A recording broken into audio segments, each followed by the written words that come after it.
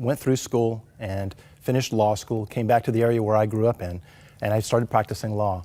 And things went very well. I thought life was getting better every day. The practice was nice, the financial rewards were good.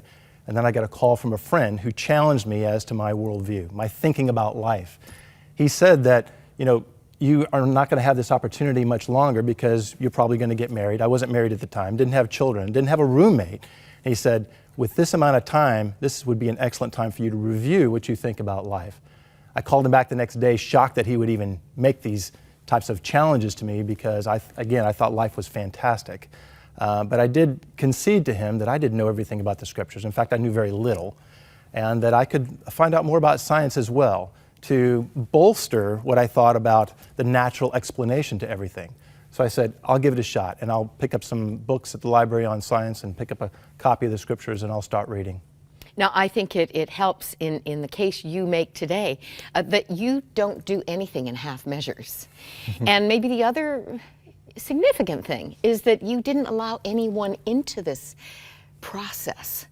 You just focused in on this solo mission to discover, were you looking for truth? Were you really looking for truth? Well, at the beginning, I really was not looking for truth. At least I thought that I was, but my prejudices were so thick, so encompassing of what my thought process was, that I really did not look for truth. In fact, I had to have a self-conversation about that and try and peel back my prejudices so when I read something, it could stand for itself. The evidence could speak for itself. But I also learned some things very early on in this investigation, so I turned from a casual reader into an investigator, particularly from science. I learned from elementary school that the planets circulate or orbit around the sun, but I never paid attention to how precise that system really is and how each planet had the exact size, traveling at the exact speed, at the exact distance away from the sun, so that they would perpetually orbit around the sun, as opposed to flying off into the galaxy or spinning into the sun. And when all 8 of these planets had that type of relationship to the sun, I thought, this is so complex, so amazing, so precise, that it defies a natural explanation. And from there, I even wondered, what else did I not know that I needed to know about science? And that's when I turned into an investigator. Something kept you going, Michael. Kept you probing. It became more interesting as it went and more scary as it went, because I felt like I was getting closer and closer to something that would radically change my world.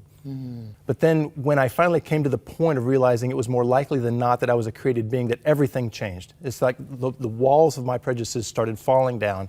Any last crumbles would have come to the ground at that point. And then a few weeks later, I determined that that creator was the creator that's spoken about in the scriptures. What did you do? Well, I took a few weeks without telling anybody what was going on, or that I had come to these conclusions, and just talked to God, first asking for forgiveness for everything that I had done and said before that point, and entering into a relationship with Him. And finally, without having a prescriptive time frame, I just came to the point where I was confident enough that I could tell my family and my friends what had happened. You were concerned about the friends. Well, I think I knew what was going to happen. I predicted to myself that my social structure was about to change dramatically. I didn't know anybody who was a believer. I didn't know anybody who thought about things the way I was now thinking about them, other than my friend, he lived hours away. He was just calling me on the phone. So none of my local friends had thought the way that I did, and I thought there was going to be a huge jolt to them, as it was to me, and probably I wouldn't have these friends any longer, and that's what took place. You've already alluded to the supernatural fingerprint in nature, in the created world. Give us a couple of highlights. Well, yesterday we talked about the solar system. So moving on from that, going from what we see in gigantic telescopes, now looking at what microscopes show us, that the amazing world of the cell and other small things, but particularly the cell, how much information God has put into each small little microscopic point. There's more than 3 billion sequenced bits of information that, when coming together, helps the cell perform all the functions that it does. Now, in you and I, as adults, there is approximately 35 trillion of these cells that are all coordinating with each other to perform all the things that we do biologically as humans. It's outstanding. It's just mind-boggling. Now, on top of that, all of these cells, these 35 trillion, came from one cell. the information that was packed into that one cell caused division and multicellular coordination. It's just unfathomable. And one cell is like a small city. It is. There's so much there that then causes other things to happen from there. The division of cells into more and more, but then how they group together to do the different systems and perform the systems that are in our body. It's just outstanding. You say each creature sings its part in the harmony of nature's never-finished song. Well, the more Did you think like that before you came to Christ? That's what I want to know. Well, certainly not. I mean, again, the explanation that most biologists would give is that everything we see around us, including ourselves, is caused by natural selection, meaning that there was an initial life, and there's been a sequence over a very, very long period of time of improvement of those lives because of little slices that occur each mutation, so to speak. So that's a gist of what the theory of macroevolution is as given to us by Darwin. So from that, I didn't come into my investigation, excuse me, believing that there was some coordinated activity and that one architect and engineer had given us all these things around us and how they work together with each other. And so these implanted behaviors in animals and even in us, because we are social beings wanting to love each other, that'd be an example of one of our implanted behaviors. It's just something I found as one of the many, many, many ways that we can look and see God's fingerprint around us. The scriptures, you say you discovered treasure when you opened yourself up to the Lord and to the truths revealed in His living and active Word. Certainly worked that way in your life. Well, the first question I had was whether the scriptures are even true or not. I thought they might even just be ancient fables or some series of do's and don'ts. But the accuracy of them, as far as being historically accurate, much less accurate for our lives, was a big question of mine. And as I reviewed the prophecies and the miracles and other types of proofs that the scriptures give to show that they can be relied upon, were things that I had not only had never investigated that before, but it's absolutely amazing. How can there be, on the prophecy side of things, how can there be hundreds of predictions and that they come true to the extent that we've had those events occur? There are some prophecies that have yet to happen, but to the extent those events have happened so far and they be accurate to the detail, then what other explanation could there be other than God showing us that through His Word that He is authenticating His words with prophecies? You give a whole chapter to Jesus Himself. I mean, what a treasure. And you say conversations with the Creator became ours daily. You found a love relationship. When I started reading the Gospels in detail, one of the things that really impressed me was the emotional character of Jesus, how He wept for those who were hurting, how He laughed with the children, just on and on how emotional He was. There was a scene at what we would refer to as the Last Supper, and He was eating dinner with His disciples, with the followers. And there was one point where the gospel narrative was writing about something else primarily, but there's a significant subplot whereby John laid his head on Jesus' chest, and they had a brief conversation about something that was occurring, which is, again, the main part of the story. But to have that occur just shows the extreme confidence and love between Jesus and one of His followers, that would even occur. And it led me to believe, in addition to other things that I saw, of what a tremendous, loving person Jesus was. So having conversations with someone who is that loving was something that followed later on when I finally determined that Jesus was real, that He is our Creator. Takes you out of the religion mold, doesn't it? And invites you.